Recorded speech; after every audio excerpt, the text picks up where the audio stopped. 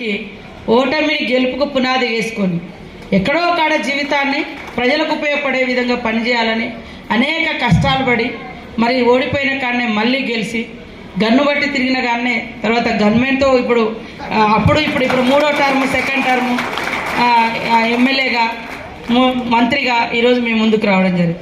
MLA అయిన తర్వాత కూడా నేను మరి LLB తోటి ఆపకుండా MA కంప్లీట్ చేయాలని MA డిస్టెన్స్లో రాసి MA చేస్తూ ఎమ్మెల్యేగా ఉంటూ తర్వాత ఇక్కడ ఉస్మానియాలో PhD కంప్లీట్ చేసి ఈ మధ్యకాలం ఒక 1 year బ్యాక్ PhD కూడా కంప్లీట్ చేసి ఇప్పుడు LLM స్టూడెంట్గా ఉస్మానియా యూనివర్సిటీలోనే మళ్ళీ నేను జాయిన్ అవ్వడం జరిగింది.